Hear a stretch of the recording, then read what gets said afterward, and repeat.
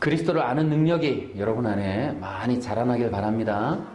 오늘 말씀에서도 그리스도의 복음, 또 그리스도를 아는 지식, 이것을 많이 갖기를 바라고 있습니다. 여러분, 예수님을 믿으면 그리스도인이 돼요. 그리스도인들은 그리스도를 알아야 돼요. 그리스도에 대한 지식이 늘어가야 돼요. 또한 거기에 머물러서는 안 되고, 여러분 아는 게 다가 아니에요. 그리스도의 영적인 교제 가운데 들어갈 수 있어야 합니다. 그게 신앙이죠. 그리고 예수를 믿고 구원받은 이후에 정말 주님을 만나기 전까지는 이게 신앙생활이라는 게 전문 용어로 성화의 과정이에요. 성화의 과정은 뭐냐면 그리스도와의 친밀함을 나누는 기간에 그리스도를 더 깊이 아는 시간이에요. 그리스도와 더 깊이 교제하는 기간이 성화의 기간, 신앙의 과정이란 말이에요. 또한 성화의 과정은 제가 거기 써놨지만은 알고 기기다 이렇게 볼 수 있어요. 그러니까 진정으로 구원받은 자들이 그리스도와의 연합으로 더욱더 깊어져 가는, 진정한 성도가 그리스도를 더 깊이 하는 단계로 올라가는 것이 알고 깊이기의 핵심이다. 여러분, 성도의 신앙생활의 삶의 본질은 우리의 구주 되신 그리스도와의 친밀함을 나누는 겁니다. 그거 외에 여러분 부수적인 것들에 집중하는 것이 아니에요. 뭐 성가대하고 뭐 중요하지만 신앙생활의 본질은 그리스도를 더 깊이 알고 그분과 교제를 나누는 것이다. 우리 잊지 맙시다. 그런 것들이 본질이 돼야 돼. 우리가 다른 교회에 관련된 일들이 비본질이 본질을 앞서면 안 된다고. 근데 대부분 신앙생활이, 대부분 아니고, 제가 이제 그 교육자 생활 한 30년 했는데, 이제 전도사서부터 이렇게 이제 해왔는데, 많은 성도들이 시험되는 경우가 그리스도와의 친밀함을 나누다가 삐져서 신앙생활 그만두는 사람은 본 적이 없어요. 대부분은 비본질적인 것을 하다가 넘어져. 그러니까 그리스도와의 친밀함 가운데 있는 사람이 삐질 가능성은 0%예요. 예수님 만나고 있는데 무슨 시험이 있어. 근데 예수 그리스도와의 친밀한 교제가 없이 비본질적인 거에 이게 모든 에너지를 쓰면 거기서 넘어진다는 거예요. 저는 그래요. 모르겠어요. 저는 교회가 이제 작아서 그런가. 저는 내 성도들이 정말 잘했으면 좋겠는 게 예배를 잘 드렸으면 좋겠다. 그 예배라는 것도 성가대 찬양하고 말씀 잘 듣고 조용히 앉아있는 이게 아니라 정말 그리스도와의 교제를 나누는 직접적인 그러한 살아있는 예배를 드리면 좋겠다. 그래서 여러분이 예배가 진정으로 주님과의 엔카운터가 있는 예배가 되기를 바랍니다. 그렇게 됐으면 좋겠다. 여러분, 진정한 주님의 백성들이 정말 이 깊은 친밀함, 그리스도와의 친밀함 가운데 나아가는 유익이 3가지가 있다고 제가 적어놨어요. 첫째는 이 친밀함을 통해 3가지를 여러분 공급받으시면 좋겠어요. 첫째는 그리스도의 사랑을 더 깊이 알기를 바랍니다. 여러분, 우리의 신앙이 단단해지려면 여러분 성경을 많이 배우고 이런 게 아니라 그리스도의 사랑을 더 깊이 체험할 때 여러분의 신앙이 든든해진다니까요. 그 십자가를 통해서 전해지는, 그 십자가를 통해서 흘러오는 하나님의 그 어마어마한 그 사랑을 직접 체험해보세요.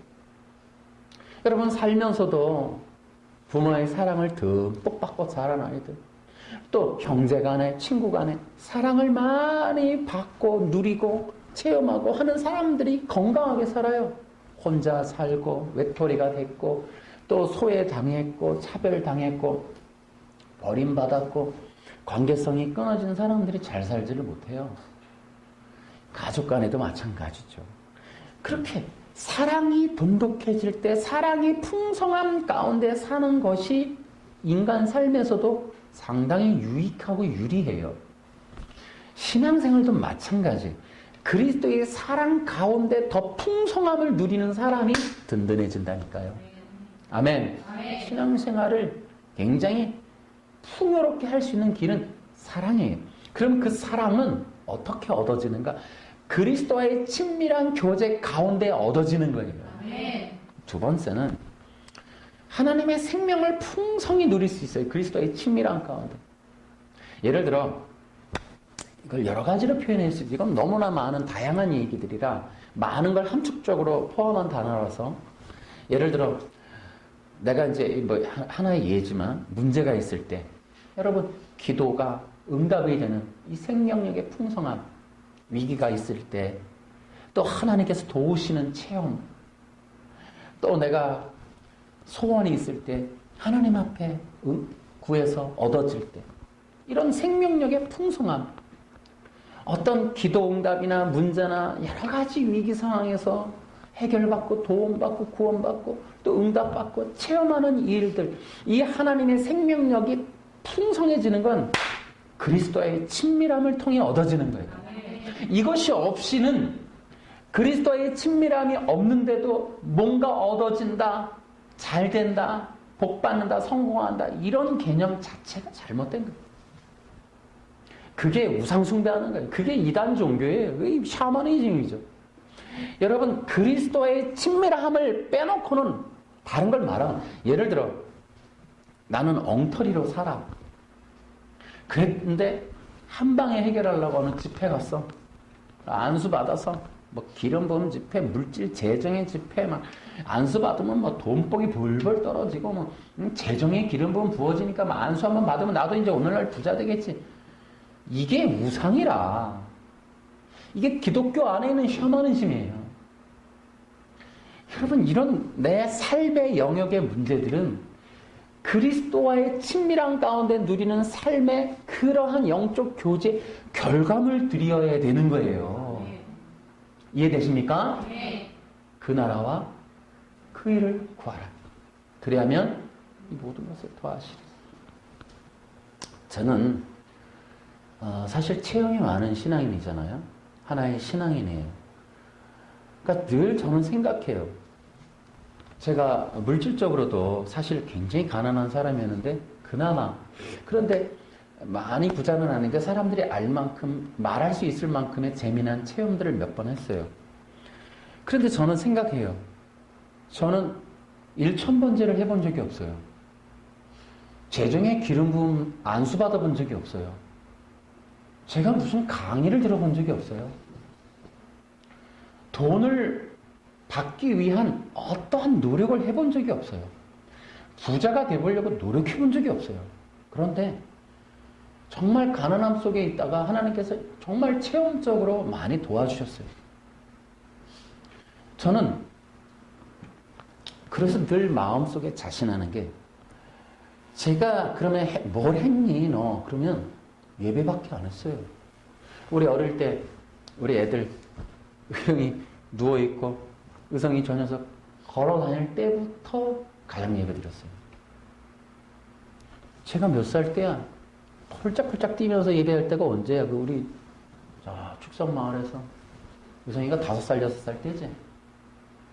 나는 기타 치고 노래하고 의영이 뭐 개념이 없어 기어다니고 올라오고 의성이 막 춤추고 지금도 생각해요. 내가 지금도 아쉬운 건 그때 그 가정예배 한번 촬영 한 번만 해놨으면 영상 한 번만 찍어놨었으면 하는 마음이 있어요. 지금도 나는 그래요. 내가 어쩔 때는요 기도할 때 하나님 그 예배 기억하시잖아요. 그때 우리 그렇게 기도하던 거 예배하던 거 기억하시잖아요. 여러분 저는 그때 수입이 아무것도 없었어요. 우리 집이 얻을 수 있는 최대치는 20만 원이었어요. 한 달에.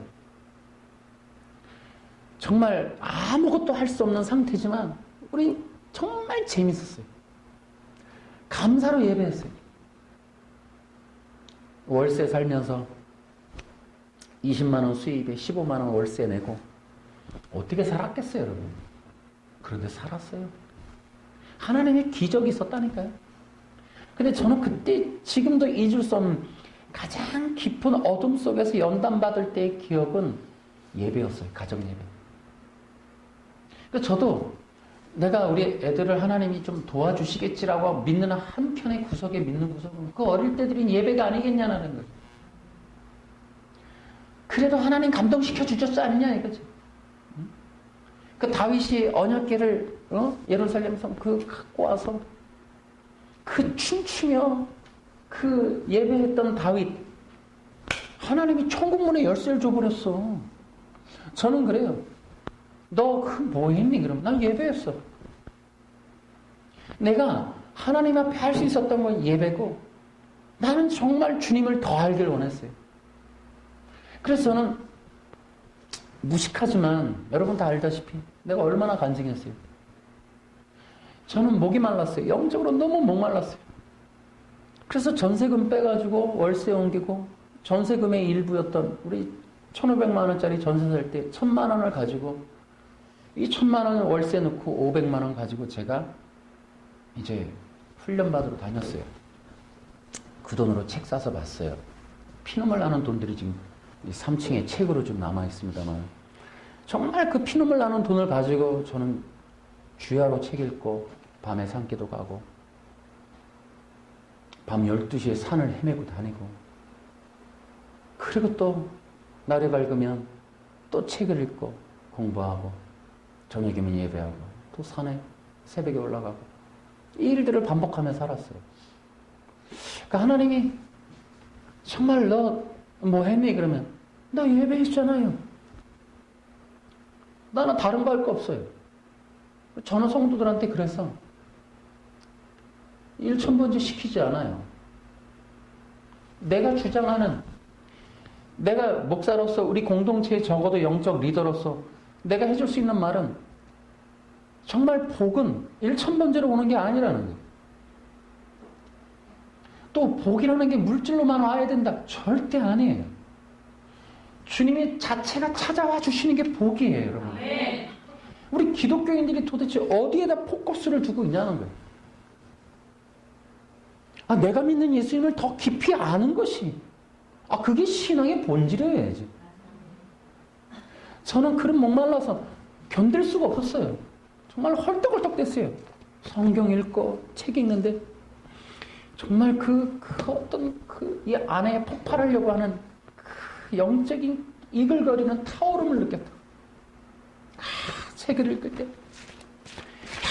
진짜 그것을 상상조차, 돈이 없으니 책방 가서 6권, 7권 사오면 그냥 일주일 내에 싹 읽고, 그러면 또 훈련 받아가서 또 세미나 듣고, 그래서 거기서 듣고 배우고 말씀을 공부하고, 그 영적 뜨거운 마음이 식질 않더라고. 성경을 보고 책을 보면 진리에 대한 목마름이 더 갈급해지는 거야. 더 갈급해져. 제가 지금도 어느 저쪽에 파주 분당에 가야 될 일이 있었는데, 이제 가서 이제 끝나고 그냥 올라니까 내가 어쩌다가 올라가잖아. 그럼 올라가면 하면서 어디 들리지? 여러분 알다시피 나는 가면 들렀다 오는 데가 딱 한 군데가 있어요. 저 서울 근처 어딘가 가면 일단은 들렀다 오는 데가 바로 참새가 방앗간을 어떻게 지나가. 딱 항상 서울 가면 나의 성지가 하나가 있어요. 이 책방이죠. 이 서점 종묘에 있는. 항상 그래요. 그럼 거기 갈 스케줄을 짜고 그 내가 가야 될 때를 생각을 해. 가면 한 번이라도. 근데 가면 너무 1시간, 2시간 있는 게 너무 재밌어. 그 책방 가면. 책들 구경하는 게 너무 신이 나. 다 못 사와도 언젠가는 내가 그냥 백지수표 가져가서 싹 털어와야지, 이런 마음은 있어요. 그게 이제 언젠가 주님이 또 그래서 이 방 하나를 꽉 채울 만큼을 갖다 놓고 정말 한 번 또 이렇게 신나게 읽어볼 수 있는 날이 있겠지. 지금도 꿈은 그거예요. 더 많은 책을 읽고 싶다, 이런 생각을 해요. 어쨌든 그렇게 주님을 더 깊이 알려고 하는 여러분, 그런 열정이 여러분에게도 있기를 바라요. 제 삶의 길이 거기에 있었어요. 그러니까 성령님이 저에게 계속해서 이끌어주신 분야가 뭐냐면 그리스도를 더 깊이 알게 하셨어요. 돌이켜보니까 그러더라니까요. 돈 버는 방법, 개척하는 방법, 네가 뭐 설교 잘하는 방법 아무것도 없었어요. 저는 지금까지 무슨 법을 배워본 적이 없어요. 설교도 배워본 적이 없어요. 무슨 제가 개척 성장연구소에 전화를 했잖아요. 개척하려고. 그랬더니 나한테 그래요. 첫마디가 돈을 얼마 갖고 계세요? 그래서 전화 잘못했습니다. 그리고 끊어버렸어요. 왜냐면 돈이 얼마 있어요? 그래서 내가 그랬어요. 얼마 있어야 돼요? 그랬더니 한 5년 전에, 한 15년 전에 저한테 5천만 원 서부터 시작합니다. 500만 원도 없었어. 무슨 5천만 원. 웃기고 있어. 우리 방 빼가지고. 어쨌든 여러분, 나는 그걸 배운 일이 없어요. 개척하려고 노력해본 적도 없어요. 예배드리고 싶었어요. 예배드리고. 나는 하루하루가 뭐냐면 누가 오든지 말든지 책 피고 그거 맨날 그거 하느라고 그거밖에 없었어요. 그거 하다가 어느 날 여기 왔어요. 여러분, 나는 귀한 여러분들이 신앙생활 하는 이 시간, 앞으로 여러분의 평생 부디 다른 거에 목매지 마세요. 저희 교회 그래서 저는 가능하면 성도들이 다른 거 하는 거 많이 좋아하지 않아요. 그리고 교회가 일반 교회 같지 않은데, 나는 여러분이 어떤 인본적으로 정해놓은 교회 패턴, 툴 이런 걸 통해 뭐뭐 해야 한다, 교회는 이거 있어야 된다, 미안합니다만 저는 그런 것들이 내가 살아온 삶을 봤을 때 그게 본질이 아니었다라는 거예요. 하나님이 저를 다루실 때 성가대를 해야 한다, 주일학교 교사를 하고 무슨 봉사를 하고 뭐 이런 거를 저는 주시지 않았어요. 오직 저에게 주신 거 하나는 예수 그리스도였어요. 제 인생의 터닝 포인트가 예수님을 만나는 거였고, 제 목회에 정말 설교를 하고 싶다라는 욕구가 딱 일어난 계기도 예수 그리스도와의 영적인 만남이었습니다. 그리고 저를 깨우쳐준 한마디가 바로 예수 그리스도의 복음이었습니다. 저는 그 복음을 깨닫고 나서 제가 하고 싶었던 게 설교하고 싶다. 이제 설교하고 싶다. 복음을 말하고 싶다. 그거였어요. 여러분, 서론에서 끝나게 생겼습니다만은 어쨌든 그리스도의 이 만남, 교제가 난 여러분의 신앙의 본질이 됐으면 좋겠어요. 그래서 때로는 미안한 얘기지만 여러분들이 좀 이렇게 해야 될 일들 중에 하나는 뭐냐면, 과거에 경험한 교회 생활에 대한, 교회에 대한 이미지, 교회에 대한 관념들을 버리는 것을 동시에 좀 했으면 좋겠어요. 그래서 그런 것들을 좀 이렇게 좀 뭐라고 말하기가 좀 그런데, 어쨌든 주님과의 교제 외에 불필요하게 장착되어 있는 지식과 습관들을 좀 멀리 하세요. 여러분, 본질을 많이 찾으세요. 설령 내가 교회 생활에 뭔가를 해야 한다면 그건 부수적이라는 걸 항상 기억하란 말이에요. 그걸 통해 그리스도를 더 깊이 알게 되는 발판으로 사역을 하고 일을 하고 봉사를 하고 뭔가를 해야지, 그거 자체를 목적으로 두면 여러분 안 된단 말이에요. 헛된 시간, 허무한 시간 보낸단 말이에요. 그러니까 우리 신앙생활의 1분 1초를 아껴서 여러분 부디, 저는 그러기 위해서 제가 늘 예배 때 강조하면서 기도하는 게, 나는 여러분 내가 또 체험한 성령의 기름 부음을 받기 위해서 기도하란 말이에요. 요한복음 14, 15, 16장에도 나오지만 성령의 기름 부으심이 없이는 그리스도를 알고자 하는 마음조차 일어나지 않아요. 그러니까 그리스도를 향하지 않게 되는 마음 중에 하나는 성령이 작동 안 해서 그래요. 성령이 작동을 제대로 하시면 여러분 마음에는 그리스도에 대한 열정이 올라와요. 찬양을 하고 싶다, 성경을 읽고 싶다, 또 뭐 말씀이 그립다, 또 책을 읽고 싶다, 이런 욕구가 일어나. 때로는 기도에 대한 것도 일어나요. 저 같은 경우에 하나님이 작동을 잘 해주시는 케이스가 성경이에요. 저 같은 경우는 주로 말씀을 볼 때 많이 소생해요. 힘을 내게 되고 막 일어나게 되고 어떤 동기부여가 되고 막 그런 것들이 열정이 생기고 이래요. 저 같은 경우는 주로 이제 이 성경으로 인도하시는 경우가 많아요. 여러분들을 또 성령의 기름 부음 안에서 어떻게 그리스도에게로 이끌어 주시는지 한번 체크해 보시고, 무엇보다도 여러분 날마다 지금 예배에 왔으니까 더욱더 성령의 기름 부음을 갈망하십시오. 또 그러한 기도 자체가 이미 성령이 작동하시는 거와 진배 없어요. 자, 그 다음에 세 번째, 그리스도와의 친밀함을 나누면 성령의 기름 부으심이 증가합니다. 여러분이 예수 그리스도, 그래서 여러분 기도 가운데 우리 전에는 이거 많이 했죠. 때로는 성령의 기름 부으심을 받기 위해서 하는 기도는 예수 기도라는 게 있어요. 이게 뭐냐면 예수님의 이름을 부르라는 거예요. 그 예전에 우리 이집트 사람들이 부르는 거 같죠? 예수와 예수와 이거 부르잖아요. 한 10분 이상을. 그러니까 예수님의 이름을 부르는 거예요. 예수님, 예수님. 그래서 우리 예수님 10번씩 부르고 그런 거. 예수님, 우리 금요 예배 때마다 예수님, 예수님. 그 다른 기도 하지 말라고. 예수님 이름만 부르자고. 예수님, 예수님 이름만 부르는 기도해야 되죠.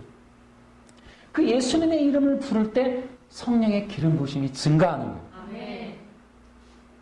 그 예수님의 이름을 좀 부르라는 거예요. 첫 판부터 전능하시고 살아계시고 뭐 이런 거 하지 말고 예수님을 부르라고. 예수님을. 예수님 미안합니다. 예수님 사랑합니다. 때론 예수님 잘 모르겠습니다. 예수님 어디 계시나요? 예수님 만나주세요. 예수님 잘 모르겠어요. 예수님 이름을 불러. 솔직하게 마음을 여는 거예요.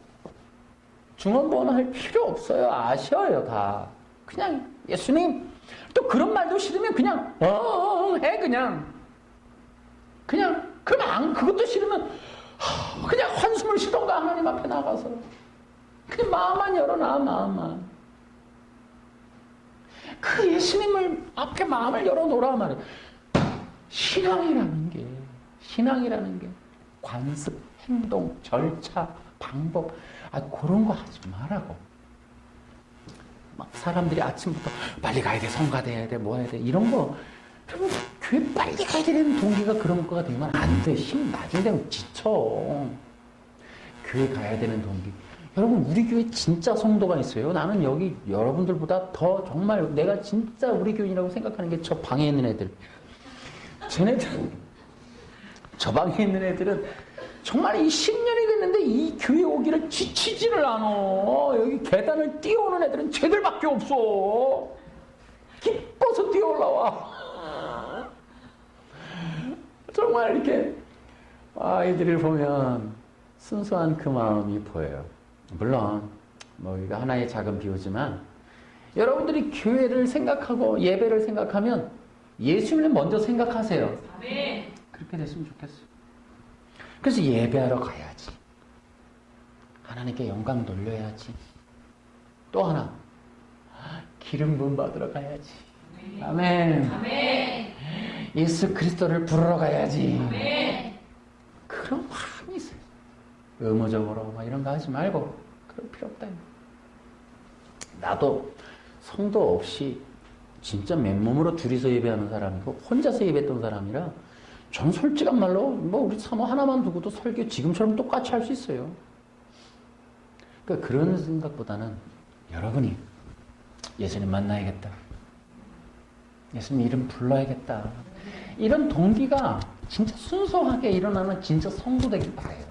그렇게 됐으면 좋겠어. 다른 거 다 필요 없어. 우리 교회 뭐 있어? 없어.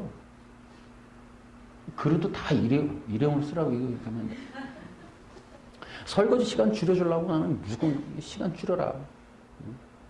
가능하면 그 시간들을 서로 간에 교제하고 은혜 나누고 또 그러면서 예배 통한 기름 부음 받고 더 이런 것들에 집중하는 그랬으면 좋겠다라는 거예요. 여러분 성도들의 진짜 복은 성령의 기름 부으심이 증가하는 거예요. 아멘. 그러기 위해서는 예수님 이름 불러야 돼. 다른 방법, 지름 길이 없어. 예수님 이름 안 부르면 증가할 수 있는 방법 또 하나가 있어. 연단이야. 알아서들 택해. 그러니까 그리스도로의 예수님 예배 가서 예수님이 부르던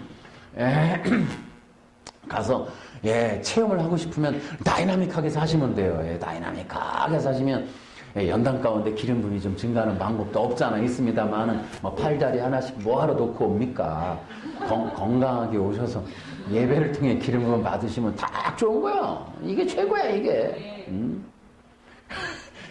그래서 신앙이 어릴 때부터 자라나면 굳이나 그렇게 헤매지 않는단 말이에요. 저는 여러분에게 이것을 꼭 추천합니다. 첫 번째 길이 있음을, 첫 번째 좋은 길이 있음을 추천합니다. 예배가 여러분을 살립니다. 그래서 이제 첫 번째, 이제 서론 끝났어요. 자, 이제 그래서 우리가 이제 오늘 또 그리스도를 아는 지식에 대한 얘기를 이제 우리가 해야 되는데, 하나님, 여러분, 기억하셔야 돼요. 내가 이 그리스도를 아는 지식 때문에 이제 이 책을 좀 썼습니다. 이제 책이 어쨌든 곧 나갑니다만은 그리스도에 대해서 알게 하기 위해서. 여러분, 바울이 나한테 기도 좀 해줘. 내가 나가서 그리스도의 비밀을 제발 말할 수 있도록 기도 좀 해줘.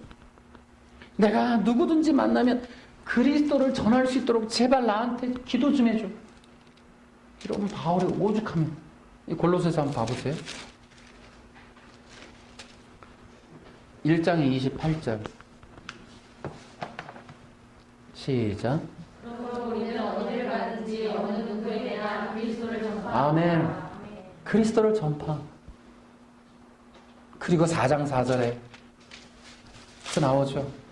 4장 3절에다가 4절. 내가 이 복음을 확실하고 올바르게 전할 수 있도록 기도해 주시기 바랍니다. 그리스도의 비밀. 3절에 그리스도의 비밀. 이 그리스도의 비밀에 대해서 말하고 싶어서. 그래서 여러분 기억을 하시라는 거예요. 바울이 이렇게 말하는 이유가 있어요. 뭐냐? 여러분, 한 가지 비밀은 이 성경은 그리스도의 비밀이에요.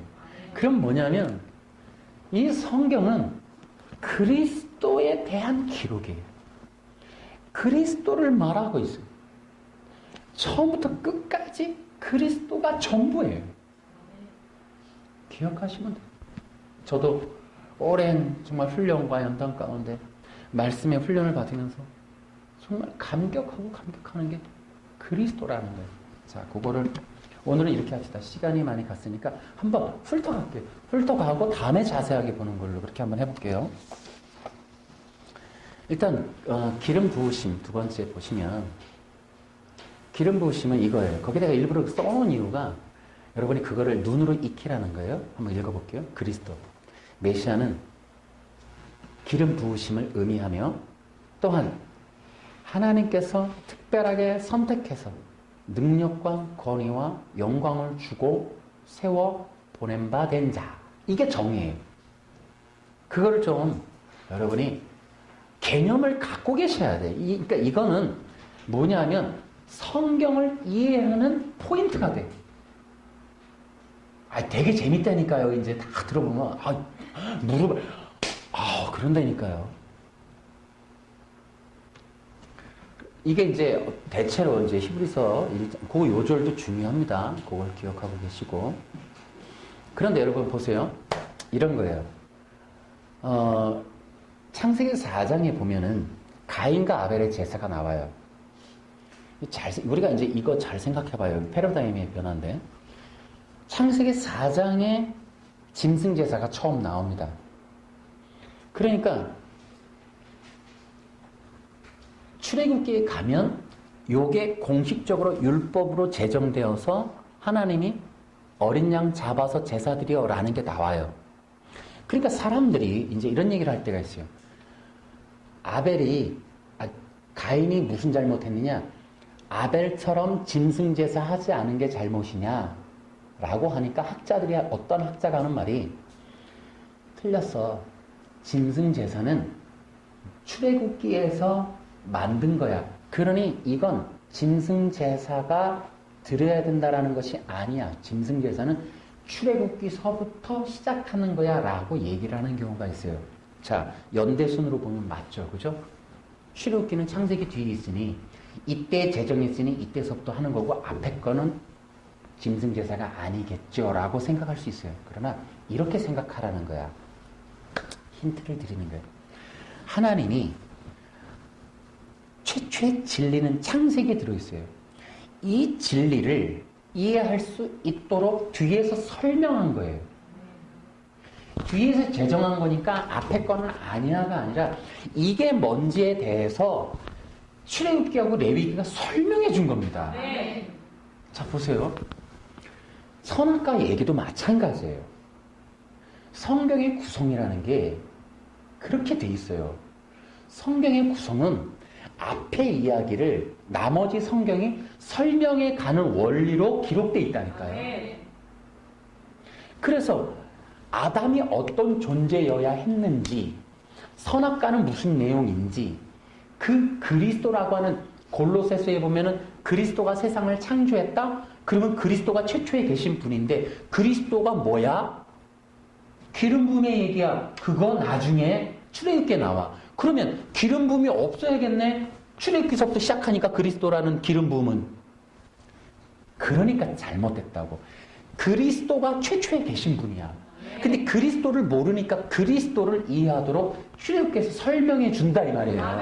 패턴이 그렇게 되는 거예요. 성경을 이해할 때 그렇게 봐야 되는데 단순하게 시대 연도별로 본단 말이에요.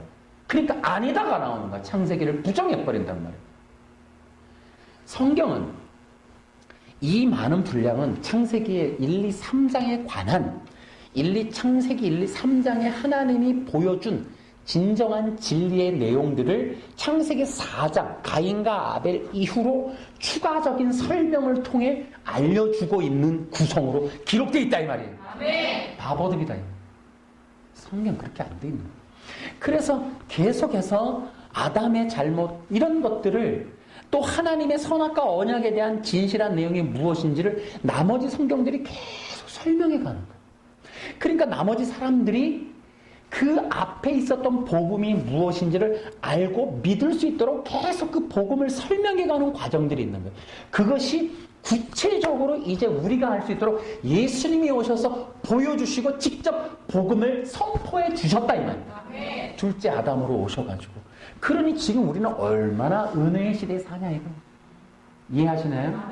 그래서 우리는 하나님 자체 본체이신 그리스도가 어떤 분인지를 구약의 이스라엘의 종교에서 출애굽기 이후로 제정해 놓은 원리로 그걸 통하여 그리스도를 알 수 있게 되었다 이 말이에요. 자, 그러니까 잘 보세요. 하나님이 내가 얘기하잖아요. 우리가 이제 신관에 관한 이야기예요. 신앙의 제일 중요한 게 뭐라고요? 신관. 내가 믿는 하나님을 아는 것. 내가 믿는 믿음의 대상에 대해서 이해를 갖는 것이 신앙의 기초인 거예요. 성경이 뭐예요? 태초에 하나님이 천지를 창조. 여러분 성경의 구성이 이것도 또 팁이에요. 성경은 66권이 기록되어 있는데 한 권으로 뭉쳐져 있어요. 여러분 기억 잘 보세요. 성경을 하나로 볼 때에도 기록된 순서가 있어요. 하나님은 성경을 통해 먼저가 뭐냐면 하나님 당신이 먼저인 거예요. 하나님 당신을 계시하시는 게 하나님 나라의 원리고 원칙이. 그래서 하나님 당신이 누군지를 보여주는 게 성경의 기록이에요. 그런데 이것들이 66권으로 나눠지면 또 역시 세분화돼서 그거를 하고 있어요. 첫 번째는 하나님을 알려. 그러니까 성경 66권 각 권이 원리가 딱 세 가지의 구성으로 돼 있다는 거예요. 잘 보세요. 이건 팁이에요. 여기 이제 그리스도가 아닌데. 첫째는 성경은 성경 전체로서도 세 가지가 목적이에요. 첫째, 하나님이 누구다. 두 번째는 인간이 누구다야.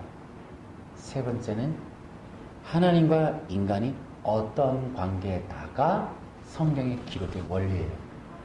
그런데 이것이 전체적으로도 하나의 원리를 구성하지만 성경 66권으로도 각 권이 그 역할을 반복해서 돌아가요. 그러니까 성경의 66권을 통해 우리는 첫 번째로 뭘 풍성히 알 수 있어요? 하나님이 어떤 분인지를 알 수가 있는 거예요. 그리고 성경은 계속해서 피조물인 인간이 어떤 존재인지를 계속 고발을 해요. 심지어는 다윗의 이야기까지 다 고발을 해버려요. 부끄러운 얘기까지. 인간이, 그래서 우리가 기억해야 될 게, 설교할 때 조심해야 되는 게, 인간을 어떤 믿음의 대상이나 믿음의 신화적인 존재로 말해서는 안 된다는 거예요. 성경은 인간을 말하고 고발할 때 피조물이라는 걸 잊지 않아요.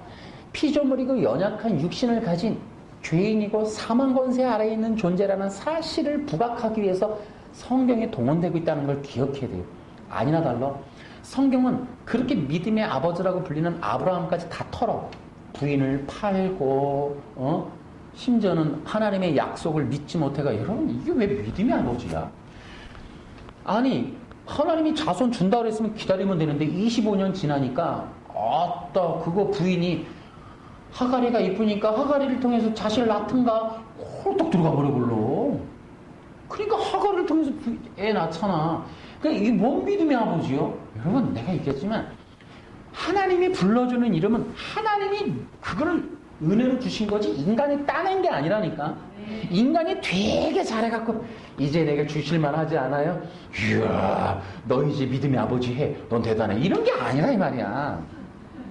그 개념이 아니다. 하나님은 어떻게 하죠? 이것도 되게 할 얘기가 되게 많아요. 성경 얘기는. 하나님은 언약의 하나님이세요. 들어보셨나 몰라. 그러니까 뭐냐면 하나님의 역사는 언약을 하고 시작해. 우리는 하고 나면 결과적으로 줄래 안 줄래가 나오는데 하나님은 예를 들어 이런 거야. 예담이한테 내가 언약을 하고 넌 천재야. 아니잖아. 근데 그 하나님은 그거 만들어낸다니? 그런 거야 하나님은. 상식 밖의 일을 하시는 거예요. 여러분 하나님의 역사는 언약으로 시작합니다. 아멘. 그게 우리 인간하고 달라요. 그러니까 하나님을 감히 우리가 측량할 수 없는 게 우리 상식을 넘어가니까. 왜? 언약으로 시작하시는 분이라 알 길이 없어요. 왜? 인간은 상식적으로 납득이 되는 수준에서만 이해하고 판단하기 때문에 하나님을 측량할 길이 없는 거예요. 여러분 하나님의 나라는 얼마나 크냐? 여러분의 상상의 끝이 하나님의 나라의 시작이야. 그게 어딘지 모르겠어. 그렇게만 생각하시면 돼요. 그러니까 인간이 상상할 수 있으면 그건 하나님 나라 아니에요. 그건 죄가 있는 아주 이상한 나라예요. 여러분이 꿈꾸는 나라는 아니에요. 어쨌든 여러분이 어떤 상상을 다해서 꾸며내봐. 그건 아니에요. 아닌 줄 아세요 그냥. 왜냐? 일단 하나님의 나라는 여러분 생각과 달라요. 비슷하지도 않아요. 그러니 꿈꾸지 마세요. 아무것도 할 수 없어요. 그게 기본 상식이에요. 어쨌든 오늘은 줄줄 뭐 이렇게 딴 거 자꾸 많이 나오는데 하나님에 대해서 얘기하다가, 그래서 우리는 하나님이신 그 그리스도를 여러분 잘 기억하셔야 돼요. 자, 이거 간단하게 해볼게요. 하나님은 세상에 자신을 알리기를 원하세요. 세상이 하나님을 알기를 원하세요. 인간이 하나님이 인간한테 바라시는 건 인간이 하나님을 알기를 원하세요. 그런데 하나님과 인간은 다르고 구별되어 있기 때문에 하나님이 인간에게 당신을 알릴 수 있는 유일한 방법이 그리스도라는 거예요. 인간하고 하나님은 같지 않기 때문에 인간이 하나님을 인지할 수 있는 최대치는 그리스도라는 거예요. 이거 제가 반복을 하는데 이 그리스도의 신관 자체가 이제 저는 이 책이 도와주겠지만 어쨌든 이 이야기는 한 번쯤은 도전이 돼야 될 말이다라는 생각이 들어요. 우리가 잘 보세요. 창세기 3장에 보면 아담이 선악과를 먹을 때 사탄이가 너 하나님처럼 될 수 있어. 여러분 그러면 여기서 말하는 그 하나님이 아담이 진짜 그 천지 창조주의 하나님이라고 인식할 것 같으세요? 그게 아니에요. 다른 성경에 보면 신적인 존재라고 돼. 너가 그 선악과를 먹으면 신적인 존재가 될 수 있어. 이렇게 돼 있다고. 그러니까 아담이가 생각한 거는 저 영원한 하나님이 아니에요. 그러니까 아담이가 되고 싶어 했던 건 그리스도라니까요. 왕으로 계시되고 생명 자체를 갖고 계시고 말씀에 내가 길이다. 그 말씀이신 그리스도. 그가 되고 싶었던 거예요. 왜냐하면 그가 바로 영광의 본체이시니까 그가 되고 싶은 거지 저 하나님이 아니란 말이에요. 그래서 인간이 아담이 인지할 수 있는 최대치였던 그리스도, 그가 바로 목표였던 거예요. 그가 그리스도라니까요. 그 이상은 우리가 접근할 수가 없는 거예요. 그래서 이 기름 부으심은 뭐냐면 이렇게 이해하시면 돼요. 그러면 또 하나님이 당신을 계시하는 최대치의 그리스도는 왕, 선지자, 제사장이다. 그러면 우리 이렇게 이해하십시다. 하나님이 당신을 세상 속에 인간에게 알리고 싶어하는 그 하나님 됨의 그 본질은 뭐냐면 하나님이 왕이라는 거예요.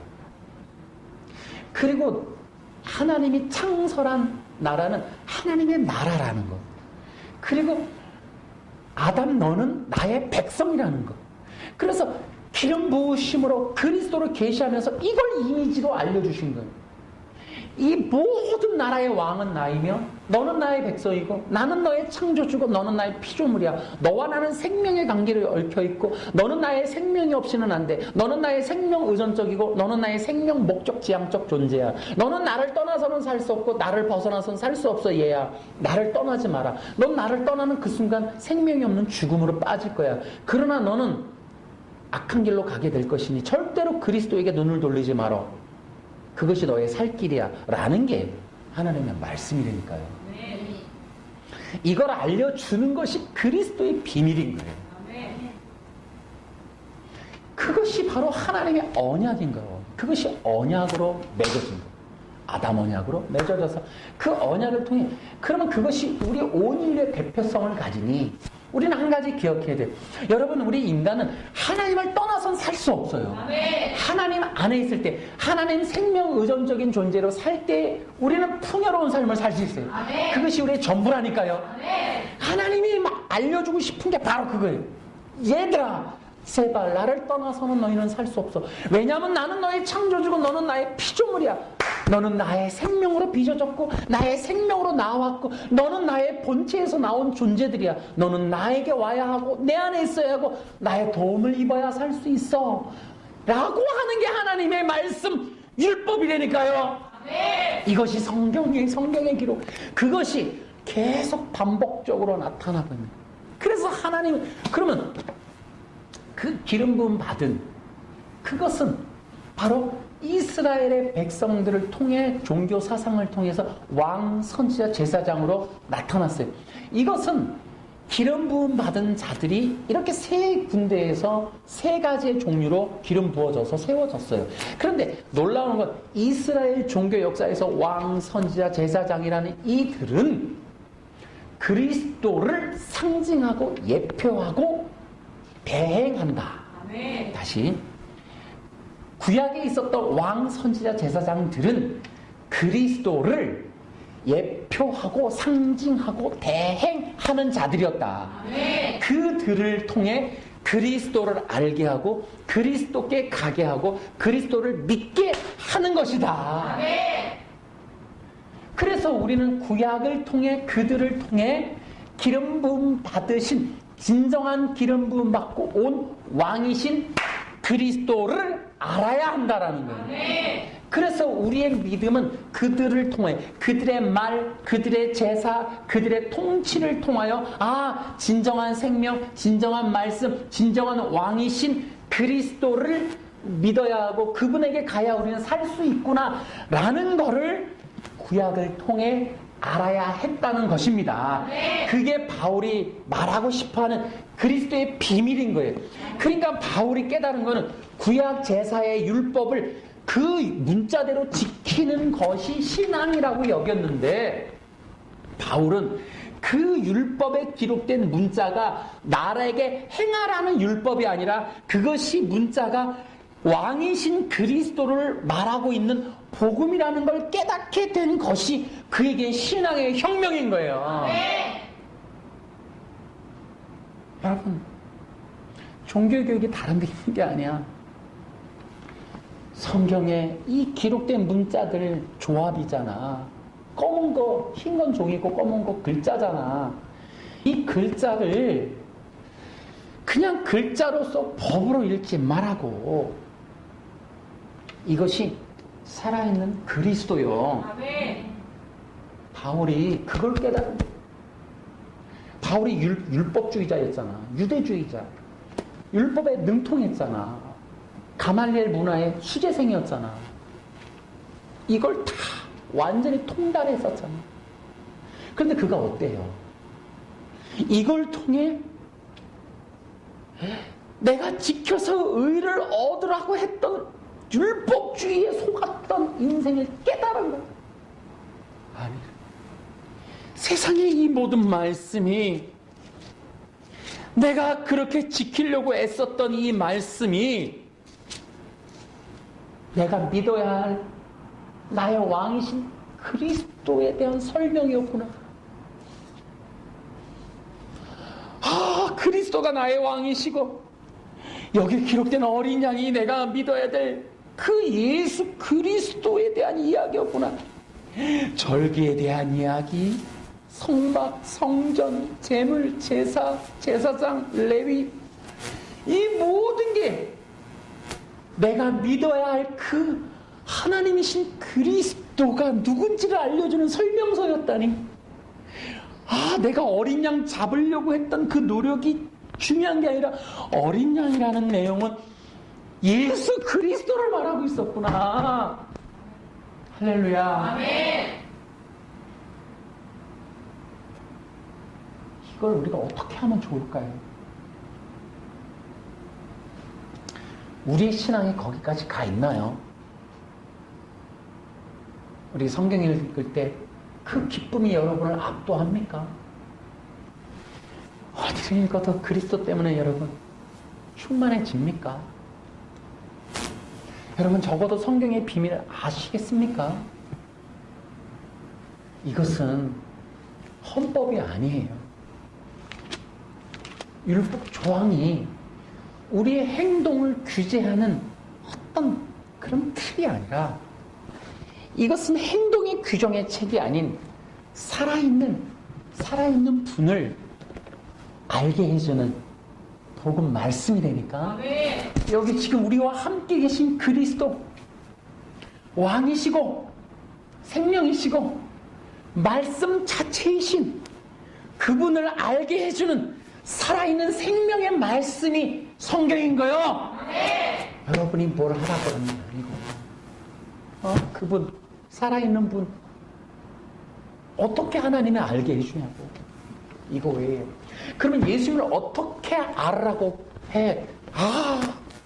십자가에서 죽으시는, 피 흘려 나를 구속하시는 어린 양. 그분, 살아있는 이분은 나를 구원하러 오셨구나. 내가 죄와 사망 가운데, 나는 바보였어.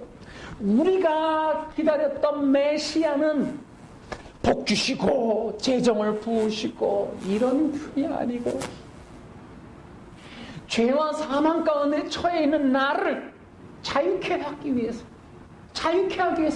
십자가에서 죽으시고 부활하러 오신, 나를 대속하러 오신 분이라는 걸 알으라고 어린 양 제사 그렇게 얘기했는데, 피 흘려 죽은 그 어린 양을 통해 십자가에서 죽으실 분을 그토록 주님이 외치셨건만, 기필코 양 잡아서 행동으로 의를 얻어내려고 하는 이 어리석음.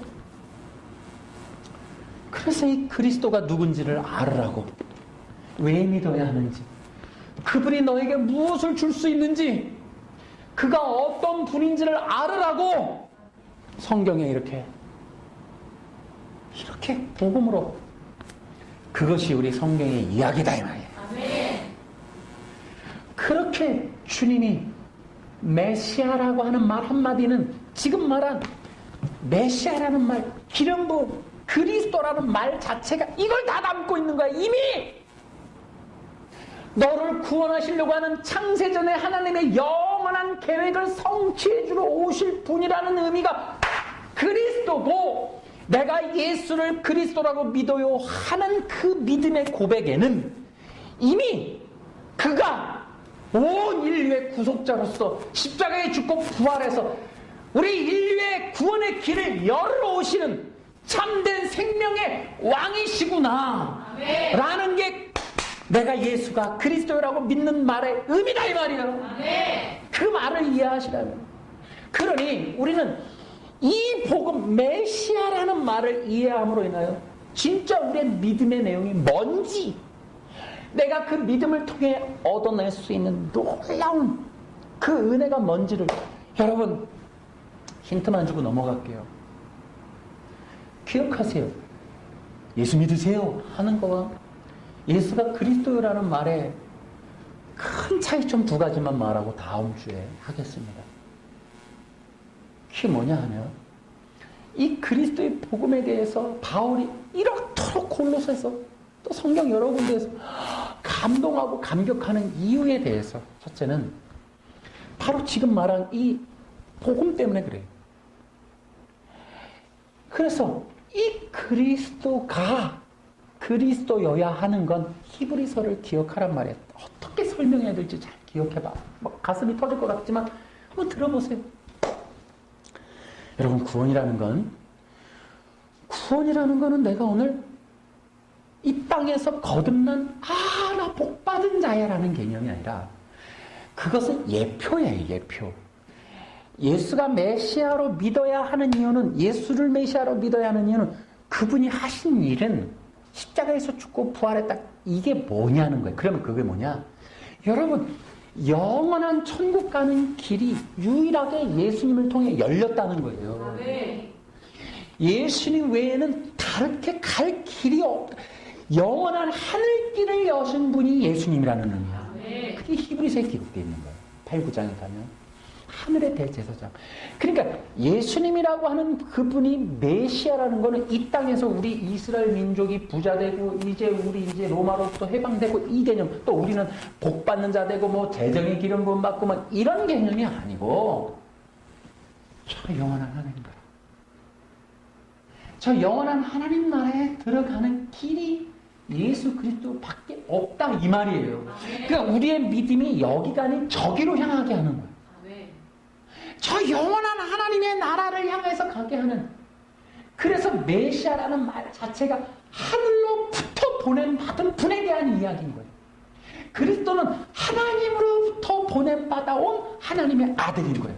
그러니까 하늘로부터 내려온 그분 외에는 우리를 하늘로 올려 보낼 분이 없어.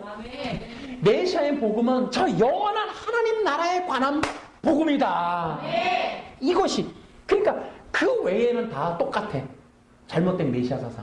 그러니까 유태인들이 로마로부터 해방을 구하는 거나, 오늘날 우리가 이 땅에서 큰 교회 짓고 뭐 잘 되고 부자 되고 뭐 이런 개념을 갖는 거나 동일하고, 예수가 메시아로서의 믿음을 갖게 되는 건 여러분 저 영원한 나라입니다.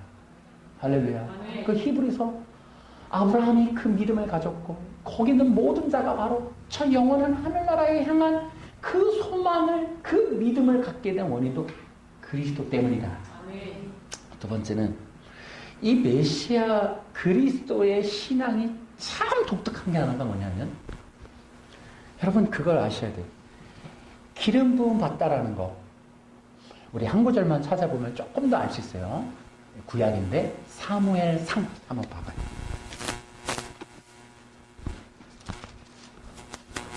재미있으세요? 도움이 되길 바래요. 자, 16장. 여기 쉬운 성경으로 보면 잘 보이니까 쉬운 성경. 사무엘상 16장. 하나 설명할게요. 다윗이 왕으로서 기름 부음 받는 장면인데, 다윗은 기름 부음을 3번 받아요, 평생. 진짜 복 받는 양반이지. 근데 첫 번째 받는 장면이야. 자, 16장 13절. 자, 시작. 사무엘은 그리고 기름이 든 그릇을 가지고 흑뼈들의 모든 앞에서 이새의 막내 아들에게 기름을 부었습니다. 그날부터 여호와의 영이 큰 힘으로 다윗에게 들어갔습니다. 이 일이 있은 후에 사무엘은 라마로 돌아갔습니다. 아멘. 두 번째 기름 부음 표시만 해두세요. 사무엘하 2장 4절에 두 번째 기름 부음 받아요. 근데 그걸로 끝이 아니고 5장 3절에서 마지막 세 번째 기름 부음 받아요. 그러니까 지금 보세요. 사무엘한테 한번 받죠. 그리고 유다의 왕이 될 때 한번 받아요. 그래놓고는 세 번째는 뭐냐면 온 이스라엘의 왕이 되는 것으로 세 번째 받아요. 세 번 받는 양반이에요. 그래서 이걸 보고 어떤 분이 이제 사울과 다윗의 이러한 기름 부음을 보고 어제의 기름 부음, 오늘의 기름 부음, 내일의 기름 부음 이 얘기를 R.T. 캔달이라는 양반이 누구냐면 이분이 로이드 존스 목사님의 후임이 캠벨, 그 후임이 캔달이야.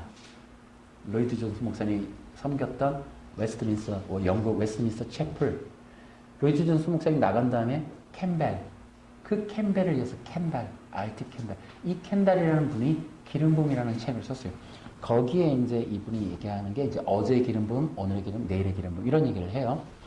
그래서 이제 어쨌든 그런 게 있어요. 그거 얘기하면 좀 길어지고 또 그래서 어쨌든 보세요. 사무엘상 16장. 사무엘은 올리브 기름이 든 그릇을 가지고 형제들 앞에서 이세만 기름 부었습니다. 그날부터 뭐라고요? 여호와의 영이 함께했다. 여호와의 영이 들어갔다. 자, 여러분 기억하세요. 기름 붓는다라는 건 세 가지의 강력한 의미가 있어요. 첫째는 여호와의 영이 임하는 거야. 두 번째는 하나님이 함께하는 거예요. 의미가.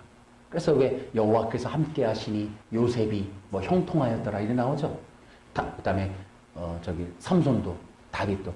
그래서 기름 부음 받았다라는 의미는 여호와의 영이 임했다, 하나님이 함께했다. 또 하나는 뭐냐면 능력이 임했다라는 거예요. 이것이 기름 부음 받음의 특징이야. 그러니까 기름 부음 받은 자는 어떤 자들이에요? 하나님의 영이 있어. 하나님의 영이 임해서 저분에게 또 하나님이 함께 하셔. 또 하나는 뭐예요? 하나님의 능력이 있어. 이런 것들이. 이제 그런 것들이 바로 이제 이사야서 61장에 기록되어 있어요. 그런 다음에 우리가 찾아볼 건 어디냐면 한 군데만 더 보고 가요. 누가복음 4장.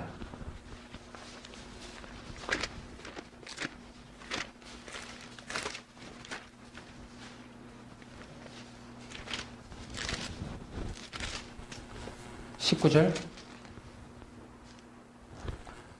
예수님께서는 예언자 이사야의 책을 건네받으시고 책을 펴서 이렇게 기록된 것을 찾아 읽으셨습니다. 주님의 성령이 내게 내리셨다. 이것은 하나님께서 내게 기름을 부으셔서 가난한 자에게 복음을 전파하게 하려는 것이고 포로자들의 자유를, 못 보는 자들을 다시 볼 수 있는 선포, 억눌린 자들에게 해방, 주님의 은혜의 해를 선포. 그러니까 성령이 임했다는 게 뭐예요? 내게 기름 부으셨다. 그러니까 하나님의 성령이 임한 게 기름 부으셨다라는 뜻이고, 그래서 어떻게 능력이 임하고 하나님 함께해서 가난한 자들을 해방시키고 눈먼 자들을 보게 하고 이런 일들이 일어난다는 거예요. 능력으로. 그게 기름 부음의 역사예요. 그러니까 예수님이 기름 부음 받아 오셨다라는 건 하나님의 성령이 임해서 요단강가에서 비둘기처럼 그 다음에 어떻게 해요? 이제 복음을 선포하시고 억눌린 자, 죄와 사망 가운데 죄의 종로로 찾는 자를 해방시켜 주시고 질병과 또 저주와 형벌 가운데 사탄의 억눌린 어둠에 있는 자들을 자유케 하는 일들을 하러 오셨어요. 자, 여기서 반전. 이게 이제 그 다음에 내가 여기다 썼어요. 개인적인 설교다가. 그 다음에 이제 두 번째, 아까 얘기한다 그랬죠. 기름 부음. 두 번째, 반전. 이게 뭐냐? 재미난 건, 그러면 그리스도인들은 누구냐는 거야. 예수 믿는다는, 예수를 그리스도라고, 예수를 메시아라고 믿는 자들은 누구냐는 거야. 그러면 예수를 메시아로 믿는다라는 의미를 기억해야 돼. 내가 예수님을 믿는다라는 말에 없는 내용이 뭐냐면 내가 예수를 메시아로 기름 부음 받는다로 믿는다는 건 그 기름 부음 받은 자를 내가 나의 주님으로 믿는 순간 그 기름 부음 안으로 내가 들어가는 거예요. 그래서 기억하세요. 내가 예수를 메시아로 믿는다는 건 나도 기름 부음 받은 자라는 거예요. 그리스도 안에서야 조건이. 그러면 나에겐 세 가지. 첫째, 하나님의 성령이 내게 임했다. 둘째, 하나님이 나와 함께 하신다. 세 번째, 하나님의 권능이 내게 임했다라는 거예요. 아멘. 이게 그리스도인이라는 말이 갖고 있는 원래 성경적 의미예요. 여러분 상황적인 게 아니고. 여러분의 믿음에는 없잖아 지금. 성경이 그렇게 말해요. 그러면 우리가 바꿀까? 성경을 바꿀까? 우리가 바뀌어야지. 그러면 기억해야 돼. 그냥 교회 다니는 교인 성도 이런 말 하지 말라는 거예요. 그 예수 믿는다는 게 아니라 예수를 그리스도, 기름 부음 받은 자로 예수를 믿는다라고 하는 사람들, 그래서 구원받았다는 사람은 그리스도 안으로 들어가. 그래서 예를 들어 이런 거야. 보세요. 권능이라고 하는 것은 옷을 입는 것으로 표현돼요. 그러니까 구약에서 뭐 엘리사가 엘리야의 옷을 입고 이런 거 있잖아. 옷을 입는다는 건 권위와 권능을 입었다라는 거야. 그러니까 우리가 예수님을 믿었다는 거는 하나님의 영이 임했다. 하나님 나와 함께 하신다. 하나님의 권능이 내게 임했다. 이러잖아요. 이 세 가지들이 성경에 골고루 들어가 있는 거예요. 그러니까 예수 믿는 순간 나는 이미 성령이 임했다. 여러분 이미 성령 받았다는 내용이 얼마나 많아. 그죠? 뭐 이거 막 찾아볼 수도 없어요. 지금 몇 시간 걸려. 그런데 또 내가 권능이 임했다. 표현을 이런 식으로 돼. 여러분 갈라디아서 한번 봐봐. 갈라디아서 3장 가봐봐. 이렇게 표현한다고 바울은. 유대적인 거지. 유대 구약적으로 이렇게 표현해. 3장 27절. 시작.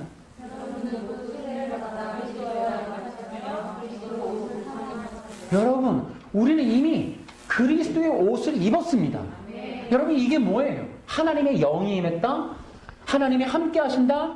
하나님의 권능이 임했다라는 특징이 그것을 표현하기를. 그리스도가 우리의 옷이라는 거예요. 할렐루야! 여러분 예수를 그리스도라 믿으십니까? 기억하세요, 이 정체성을. 그렇다면 우리는 그리스도적인 존재들이 된 거야.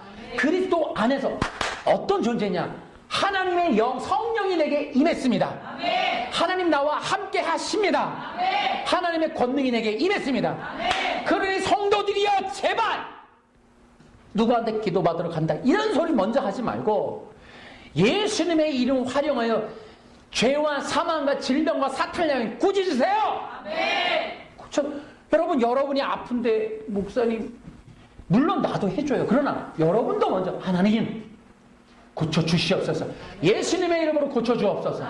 사탄도 예수님의 이름으로 명하라. 사탄은 물러가라. 목사님만 하는 게 아니라고. 여러분이 예수님을 그리스도로 믿었다면 이미 여러분 그리스도로 옷 입은 거야. 그러면 그 그리스도가 여러분의 옷이라면 하나님의 성령이 임했다는 뜻, 여호와가 함께한다는 뜻, 권능이 임했다는 뜻입니다. 하나님이 이렇게 되기를 원해서 성령 약속해 준 거야. 그래서부터 하나님이 역사를 해 오신 거고, 참 갈라디아서 3장 14절에 이것이 아브라함의 언약의 절정이다 라고 얘기해 놓은 거란 말이죠. 그러니 성도 여러분, 예수 이름으로 사십시오. 예수 이름의 권능으로 여러분은 이제 그리스도적인 존재가 되었으니 여러분은 이미 왕, 선지자, 제사장적인 권능과 영광과 능력과 그 영이 임했으니 그러한 능력을 발휘하며 사십시오. 그래서 여러분이 잘 안 되잖아. 그러니까 날마다 성령으로 충만해지십시오. 성령의 기름 부음을 날마다 아침마다 신선하게 받으십시오. 그래서 예수님을 날마다 부르며 영적인 친밀함을 나누는 교제 가운데 나아가서 더욱더 성령 충만함으로 여러분 안에서 역사하고 싶어 하시는 하나님의 놀라운 원래적인 목적, 그리스도의 영광의 삶을 사십시오. 그게 그리스도의 복음이 가진 비밀이에요. 우리 주님께 영광의 박수를 드립니다.